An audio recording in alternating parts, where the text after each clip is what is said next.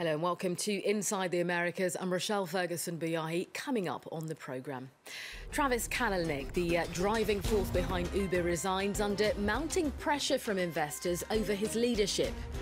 In Colombia, the former FARC leader Mauricio Jaramillo says he believes in peace and there's no longer a need for arms. And Argentina tries to humanise the experience of prison for jailed mothers, especially those incarcerated with children. But first, our number of the week is 8. It's been 8 years since Uber came on the scene and shook things up with their taxi hailing app that matches drivers with passengers. Well, in that time, the company's been hit by several scandals. Chief Executive Travis Kalanick resigned this Wednesday under mounting pressure from investors over his leadership. It was 4 months ago that Uber's CEO was caught on camera having a discussion with a company driver about fares. But you're raising the standards and you're dropping the prices. I bankrupt because of you. Things got personal and an argument ensued. Some people don't like to take responsibility for their I take responsibility. They blame everything. Soon after, the video broadcast by Bloomberg went viral. Travis Kalanick apologized in an email, one of many tumultuous scandals for the tycoon. The now 40-year-old launched the smartphone-based car service back in 2009. It was the beginning of a revolution for the business world. As stated on the website, the concept is simple. Push a button, get a ride. And so the model grew. Today, Uber operates in 500 cities.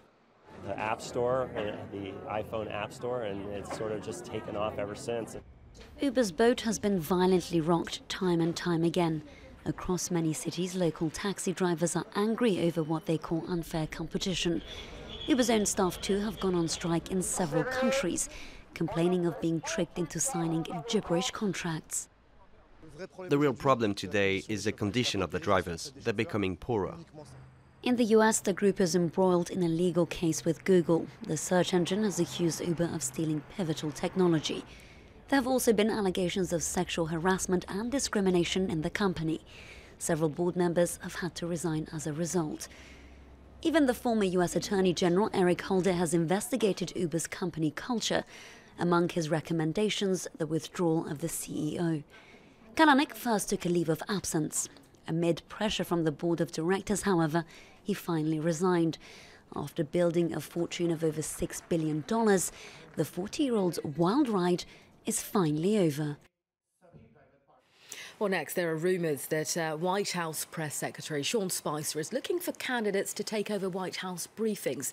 To talk more about this, France 24's Charles Pellegrin joins me. Charles, good to have you. Is there any substance to all of this? Well, first of all, anytime there's a scandal relating to the White House, the press secretary is the first in line and the first person to blame.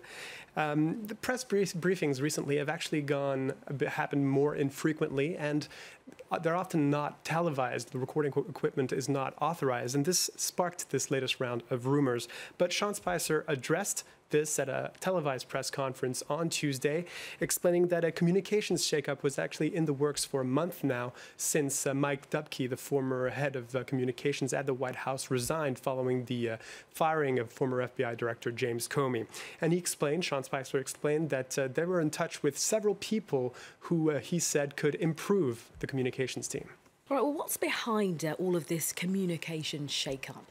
Well, Donald Trump often blamed his PR team for mishandling a number of sensitive issues, including the probe into Russian interference in the 2016 presidential elections. Apparently, him and a number of senior staffers were irate with the communications team's handling of the firing of James Comey. Apparently, they were caught unawares, like many, that James Comey was fired, and they didn't have a strategy laid out. They didn't have any talking points, and they didn't have a list of people who could respond to TV interviews. And actually, also another thing worth noting is in the 5 months since he's been press secretary, Sean Spicer has actually proved to be quite embarrassing in some instances, to be quite gaffe-prone. And one of the examples of this was when he compared the Assad regime in Syria with Adolf Hitler. You didn't use chemical weapons in World War II. You know, you had someone as despicable as Hitler, who didn't even sink to using chemical weapons. So you have to, if you're Russia, Ask yourself, is this a country that you and a regime that you want to align yourself with? I made a mistake. There's no other way. I mean, there's no other way to say it. I got into a topic that I shouldn't have, and I screwed up. Well, Charles, in Spice's defence, being Donald Trump's spokesperson has to be a pretty tough job. Yeah, and it's been difficult to find people willing to take on that position. The problem is that Donald Trump actually doesn't communicate with his communications team. In his own mind, Donald Trump is the best spokesperson for Donald Trump, and that's why he loves using Twitter so much. And this has caused problems. Back in January, for example, Sean Spicer tried to explain that the travel ban on 7 majority Muslim countries was actually not a ban per se, but he didn't realize that Donald Trump had tweeted the word ban to describe this, this policy. And we're going to listen to that right now. This is not a Muslim ban. It's not a travel ban. It's a vetting system to keep America safe. That's it, plain and simple. Saying it's not a ban. This was President Trump's tweet yesterday. If the ban were announced with a 1-week notice, the bad would rush into our country during that week. So he says it's a ban. He's using the words that the media is using. But at the end of the day, it can't... Hold on. It can't be... It can't be... Jonathan, thanks. I'll let Kristen talk. So this kind of PR confusion has led to actually a lack of transparency from the White House administration.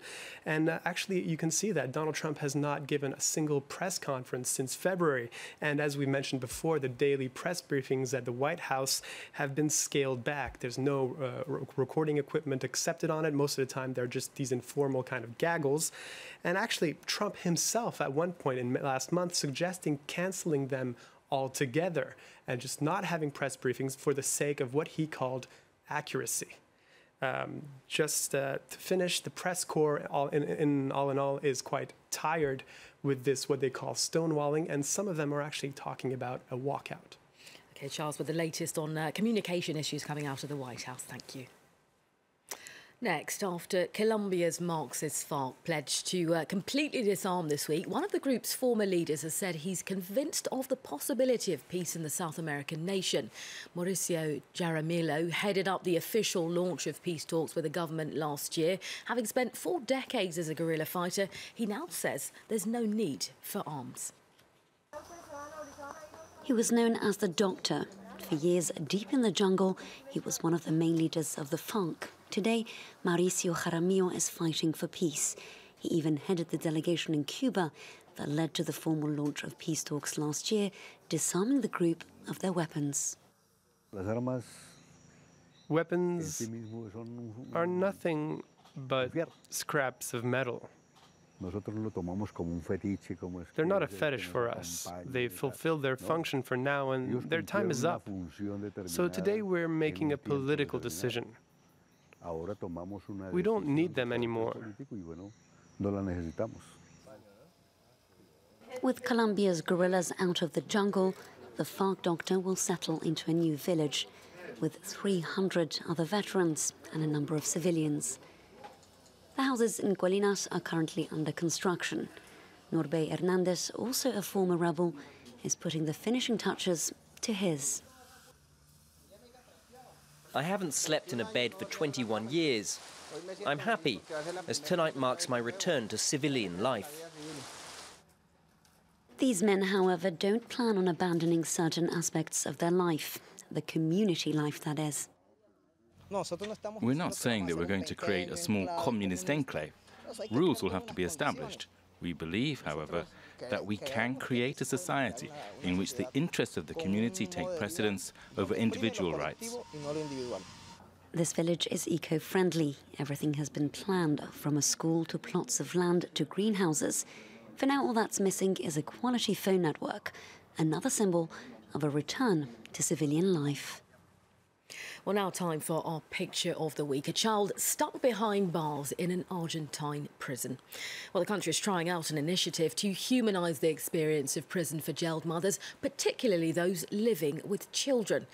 One prison in Buenos Aires has unveiled some small houses equipped with a green lawn. Authorities hope children will suffer less from the trauma of incarceration. Our correspondent sent us this report. Today is Sol's first birthday. This would be a typical gathering in a home that looks like it could be part of any suburb in Buenos Aires. Except we are in Ezeiza prison, and these 3 women are the first inmates in Argentina to benefit from a new program, living behind bars, but almost like at home. In Argentina, prisoner mothers can live with their children until they're 4 years old. This groundbreaking initiative has changed daily life for these 3 women. There is no comparison. You don't hear screaming or noise from behind fences or locks like in the cells. Here he sleeps peacefully. A more intimate setting that resembles normality.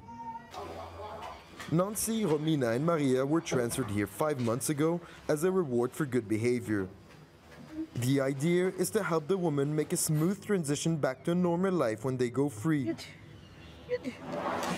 The house drastically improves the lives of the children within the prison and facilitates the reinsertion of mothers.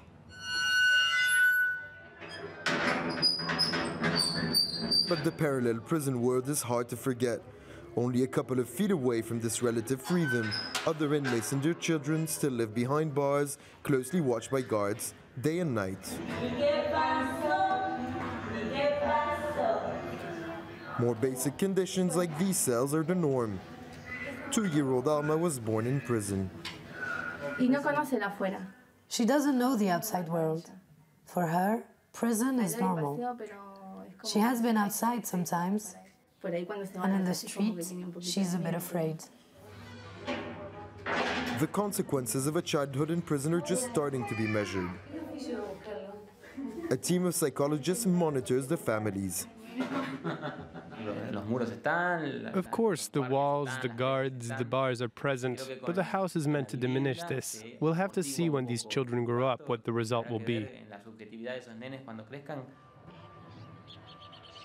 The little house in the prison is a prototype for now, but there are plans to build more for some of the 1,000 mothers that live in prison across Argentina. You're up to date. More from the Inside America's team next week.